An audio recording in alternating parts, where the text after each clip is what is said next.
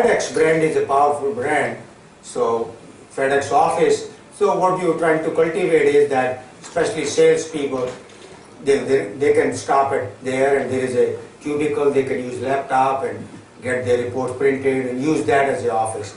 So that's how the FedEx branding.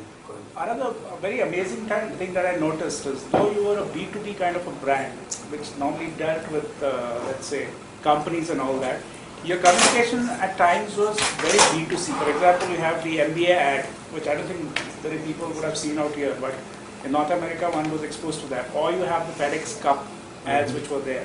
That was very, very typical, it could be anybody would face that kind of a situation as such. So there is another what if moment that, I was always thinking of posing to somebody from FedEx. This is the opportunity I got. Well, that's what Disha said, that Xerox copy or no, anybody with FedEx. This relates to basically your FedEx Cup, that's a property that you have in the US. Yeah. But if you look at Roger Federer, right from 2000 onwards, so let's say 2008, when he started waning, he used to be termed as FedEx.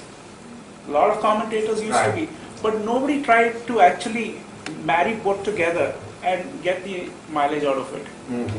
So well, sometime, I will just, what was that movie, Tom Hanks? Yeah, so FedEx did not pay anything. We got all this free publicity, but only thing we allowed is that they were allowed to film at the hub, and the last scene when Fred Smith comes in and there. So it was a free publicity for us. I think, I'm not the legal, but sometime if Federer and you get into there, all these guys are big agents and attorneys, and you don't do anything without Shah Rukh Khan's, image or whatever. In that film, even Wilson got free publicity. Yeah. Hi, good evening, sir. My name is D.S. Patil. My question is directly related to the FedEx. It is not about innovations, it is about decisions. About what? About decision. Decision. I really wonder sometimes, because FedEx is as old as Blue Dart in India. In fact, Blue Dart was one of our earlier. Exactly, he's a service partner, service provider, or vice versa. Now, it's like a what if. I'm taking that beautiful caption, what if. Do you really regret, FedEx really regret losing Blue Dart to DHL, or what if FedEx would have acquired Blue Dart in India? It could have been a difference between. Well, in fact, our business model for international, whether it is China or Japan, and I went and trained the partner in China and Japan. We start out with a local entity, and because you just don't walk into and say, we are FedEx, because you have to know the local regulations, and our investment is small. And once it grows to a certain level, then we paid $400 million to the Chinese fellow and acquired. Blue Dart was there, and I spent a lot of time with Clyde and his wife Farida in the early days.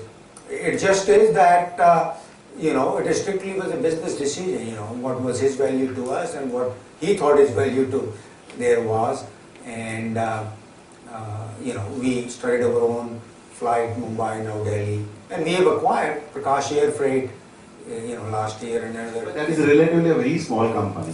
You've been with Blue Dart for a long time. Yeah, and India is still is a growing market as opposed to China. They're establishing. So I think these are all combination of financial.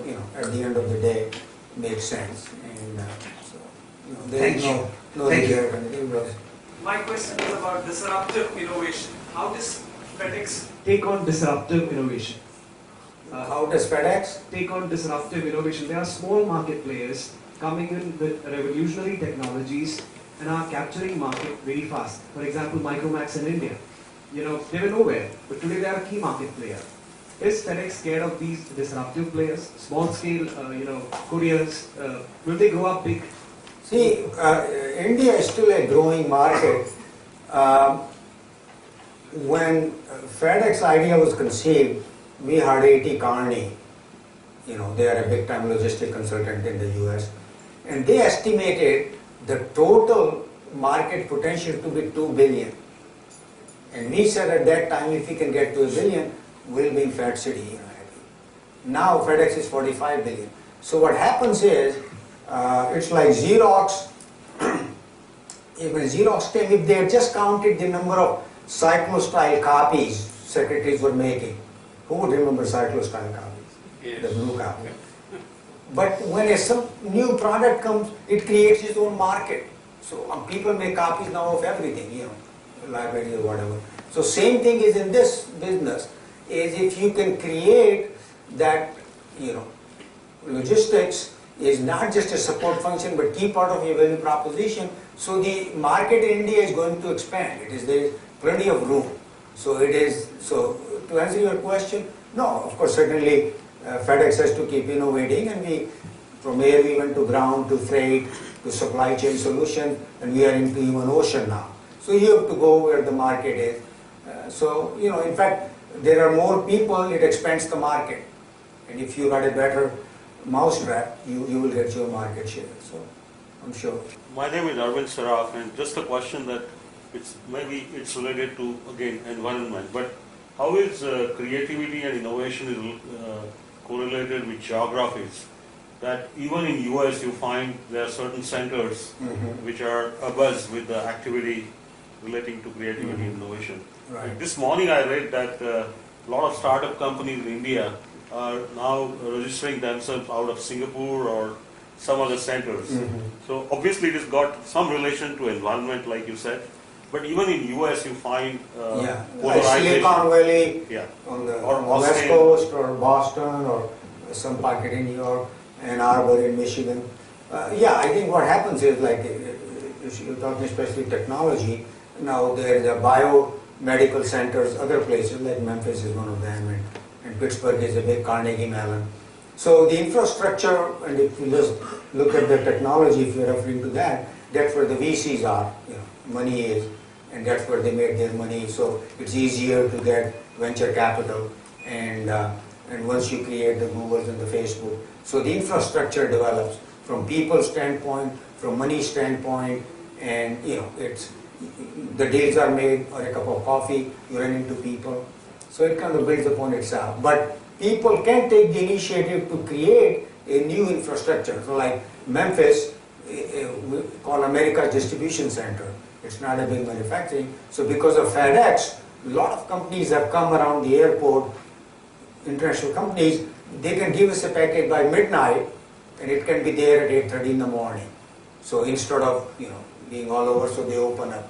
So it is, for any entrepreneurship, what the infrastructure is. Now a lot of universities, and I said I got into this launchpad thing at university, they are starting, small launch pads to train students and hook them up with established business people to mentor. So it's like, probably Bangalore here would be an example of, where people. Mr. Madan, the name is Alan. I have actually two questions, but I'll roll it into one. First is, I'm very impressed with your talk, which motivates innovation.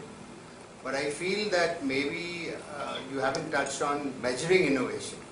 On which? On measuring Innovation. Like we all know, Wipro has the best process for innovation. Right. TCS has 22 labs all over the world. And like you're saying, FedEx, we know that US has many innovations. One of the biggest innovations was the subprime lending. Right? So the question I'm asking is, how do you measure innovation? Well, when I do some work with companies, I give them 3 questions to ask.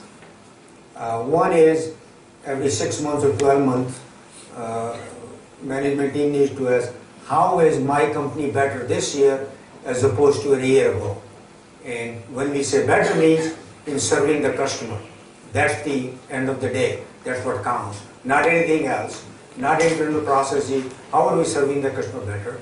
Then second, you ask at a department level. So I should be able to answer to my boss, how is FedEx better this year as opposed to a year ago because of my group's involvement in the innovation process. Then each of my managers have to say, in that part of their performance review, how am I more valuable to FedEx than a year ago? because I have more knowledge there. So it is, you create the expectation, and this is the measurement. Excellent. That was a good question. Good answer. Thank you very much for asking your questions. I think they brought great value. He got an opportunity to expand upon what he had presented. Thank you very much, and thank you, Madan, for this excellent exposition. Thank you very much. Thank you. Before your leave, we have Manish Kulkarni who will propose the vote of thanks. Manish himself is an avid reader. Manish, over to you. Please be seated, because having married for 20.5 years now, I love vote of thanks because I have the last word. Please be seated and please listen to the vote of thanks. First of all, I thank MCCI for giving us this opportunity to partner with them. And Mr. Sar Deshmukh, Director General of MCCI, thank you for the opening address. You started with differences between creativity and innovation. Mr. Krishnan, thanks for your opening remarks and set the ball rolling for representation. And thanks to Geeta and Disha. मैं गीता पे हाथ रख के कसम खाता हूँ कि मैं जो भी कहूँगा सच कहूँगा. So they both were great help. In fact, an event like this is a success because the wheels start rolling much before, much in advance rather. So when she contacted me, Geeta, in the month of May sometime, and I came to know about your arrival here, मैंने सोचा था कि अच्छे दिन सही आने वाले हैं. अच्छे दिन आ गए. This was before the election results. And thanks, Madam, Madan, Mr. Birla. It was great to listen to you and your experiences with FedEx, and thanks for sharing all those insights.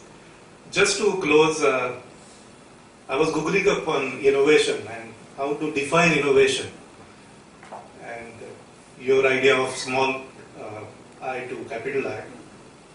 And Dr. Mashelkar gave us one lecture on innovation. He says, innovation is an idea in action. And someone said, it showed up in Google result, is innovation is converting ideas into invoices. Thank you all. So good luck.